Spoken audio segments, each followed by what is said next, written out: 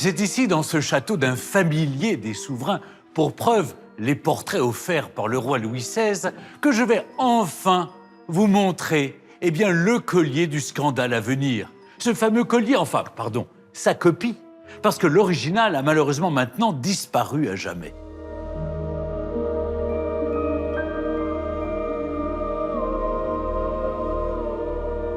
Bonjour Jean-Emmanuel. Voici donc la copie de ce fameux collier qui est la cause de toute cette affaire complètement rocambolesque et incroyable. Il est très impressionnant, il est même très lourd. Il est lourd, il pesait 2800 carats, ce qui représente environ 2 kilos. On a du mal à imaginer comment la reine aurait pu le porter. On pourrait imaginer plusieurs façons de le porter. Il y a cette partie haute et puis tout le reste. Et la première partie peut se porter autour du cou comme un collier classique. Et puis la rivière de diamants, là, ici, entre les deux seins. Les deux joailliers ont mis des années pour réunir autant de diamants de tailles différentes. Il y a ces 17 assez gros et puis les autres de taille plus Mais qui sont modeste. gros aussi. Il y a de très belles pierres en forme de poire. Il y a 647 diamants sur ce collier. Donc il a fallu quand même plusieurs années pour les réunir et bien sûr les tailler et les assembler. Ils voulaient en faire vraiment l'œuvre de leur vie, non? C'est tout à fait ça. C'est l'œuvre d'une vie et c'est vraiment le collier le plus exceptionnel qui ait jamais existé. Mais à l'origine, il avait été créé pour qui, ce collier? Il a été créé pour la Dubarry, à la demande de Louis XV. En 1774, Louis XV meurt avant que l'achat ait été régularisé. Donc les joailliers restent avec un collier sur les bras et ils s'empressent de le présenter à Louis XVI et Marie-Antoinette, la toute jeune reine, dans l'espoir que Louis XVI offre ce bijou à la reine. Et la reine va le refuser à plusieurs reprises. C'est-à-dire qu'ils reviennent à la charge chaque fois? Sans arrêt. Sans arrêt. En fait, c'est son cauchemar. Ils en deviennent même pénibles pour la reine. Mais pourquoi il le refuse? Parce que il a l'air très beau comme ça. C'est le prix qui la rebute? C'est quoi? Plusieurs choses. Le prix, c'est vrai que Marie-Antoinette aura cet argument de dire qu'elle préfère que le roi, pour cette somme, équipe la flotte royale d'un vaisseau supplémentaire. Le côté un peu démodé, bien sûr, aussi du bijou. Marie-Antoinette aime la légèreté. Et puis, l'argument majeur, je pense, pour Marie-Antoinette, c'est que ce bijou avait été conçu pour la favorite de Louis XV. Et elle, une Habsbourg, reine légitime de France, c'était inconcevable pour la reine de porter un bijou conçu pour une favorite. Et s'il fallait lui donner aujourd'hui une valeur, une estimation? Aujourd'hui, on pourrait l'estimer à environ 8 millions d'euros.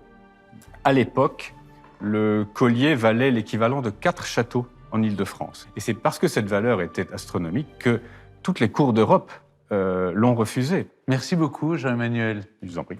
Si cette parure exceptionnelle, dont le château de Breteuil possède l'une des rares copies, ne fait pas rêver Marie-Antoinette, elle nourrit le fantasme de nombre de grandes dames dans toutes les cours d'Europe. Jeanne de la Motte, évidemment, en a entendu parler. Et comme elle n'est jamais à court d'idées, en matière de filouterie, elle entrevoit soudainement la possibilité de jouer un coup de maître, son coup de maître, de quoi lui assurer sans doute la fortune.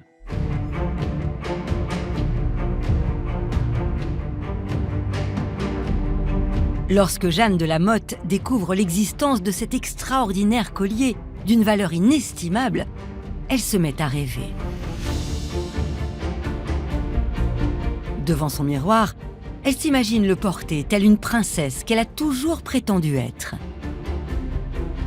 Elle est assez esthète, Madame de la Motte. Elle aime les belles choses et elle voit très bien que ce collier, il est unique au monde et elle comprend très bien pourquoi il est unique au monde.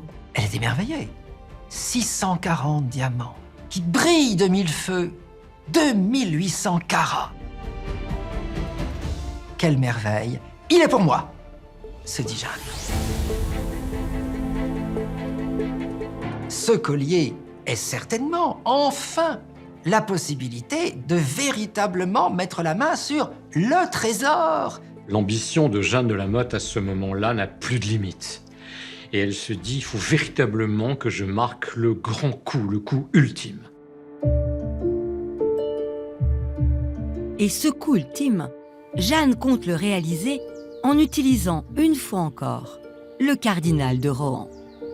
Après l'épisode du bosquet, Jeanne sait qu'elle a tout pouvoir sur Rohan qui est quasiment devenu sa créature. C'est le moment de mettre en place la suite d'un plan pour le plumer autant que possible. Et ça se traduit par une idée de génie. Elle va faire savoir au cardinal de Rohan que Marie-Antoinette a un immense service à lui demander, qu'elle ferait tout s'il lui rend ce service pour lui obtenir le poste ministériel qu'il brigue depuis tant d'années.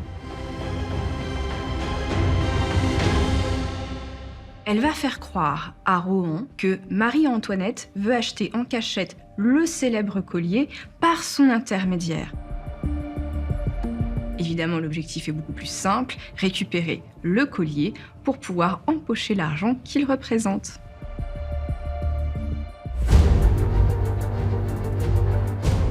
Pour monter son escroquerie, Jeanne a tout prévu. Elle va d'abord se servir de la fameuse rumeur qui laisse croire qu'elle est une proche de la reine Marie-Antoinette pour gagner la confiance des créateurs du collier, Baumeler et Bassange. Ils sont convaincus, comme le cardinal, comme tous leurs proches, qu'elle est amie de la reine. Mais ils se disent, mais madame, aidez-nous à vendre le collier à Marie-Antoinette. Elle est la personne qui arrive avec la solution. Et tout le monde a envie de la croire. Mais le cardinal de Rohan se rend bien compte quand même de l'enjeu qu'il y a derrière cette somme, plus d'1 600 000 livres, ce qui est une somme absolument exorbitante. Donc, pour décider, il va chercher Cagliostro. Et il va demander à Cagliostro, faut-il vraiment que j'achète ce collier ? Cagliostro, naturellement, dans une de ses séances de magie divinatoire, va convaincre Rohan qu'il doit l'acquérir et que ce sera le triomphe de sa carrière.